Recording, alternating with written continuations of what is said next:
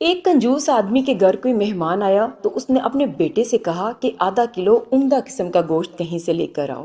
بیٹا بازار گیا اور ہاسی دیر کے بعد خالی ہاتھ گھر لوٹ آیا۔ کنجوس باپ نے پوچھا، گوشت کہاں ہے؟ بیٹا بولا، ابا جان میں کسائی کے پاس گیا اور اسے کہا کہ جو سب سے عمدہ گوشت تمہارے پاس ہے وہ آدھا کلو دے دو۔ کسائی نے کہا، بے فکر ہو بیٹا، میں تمہیں ایسا گوشت دوں گا کہ گویا مکھن ہو۔ میں نے سوچا اگر ایسا ہی ہے تو مکھن ہی لے لیتا ہوں۔ میں نے کسائی سے گوشت لینے کا ارادہ ترک کر دیا اور سیدھا بکال کے پاس گیا اور اس سے کہا کہ تمہارے پاس جو سب سے عمدہ مکھن ہے وہ دے دو۔ بکال نے کہا، بے فکر ہو، میں تمہیں ایسا مکھن دوں گا کہ گویا شہد ہو۔ میں نے سوچا اگر ایسا ہی ہے تو پھر شہد ہی خرید لیتا ہوں۔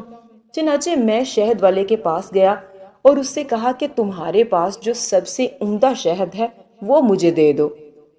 شہد والے نے کہا، بے فکر ہو بیٹا، میں تمہیں ایسا شہد دوں گا کہ گویا بالکل صاف شفاف پانی ہو۔ میں نے سوچا اگر یہی قصہ ہے تو پانی تو گھر میں بھی موجود ہے، اس لیے میں خالی ہاتھ ہی واپس آ گیا۔ کنجوس باپ بہت خوش ہوا اور کہنے لگا، واہ بیٹے، یہ تو تم نے بہت عقل مندی سے کام لیا، مگر ایک نقصان پھر بھی کر دیا ہے، وہ یہ کہ ایک دکان سے دوسری دکان جاتے ہوئے تمہاری جوتی گھس گئی ہوگی۔ بیٹا بولا، نہیں ابا جان، میں بھی آپ کا ہی بیٹا ہوں، ایسا نہیں ہے، میں تو مہمان کی چپل پہن کر گیا تھا، اس لیے کوئی نقصان نہیں ہوا۔ بیچارہ مہمان جو بڑی دیر سے کھانے کے انتظار میں بیٹھا ہوا تھا فوراً اٹھا اور اپنی منزل کو روانہ ہو گیا کہ کہیں دوسرے وقت کے کھانے کے انتظار کے لیے مزید تکلیف نہ برداشت کرنا پڑے۔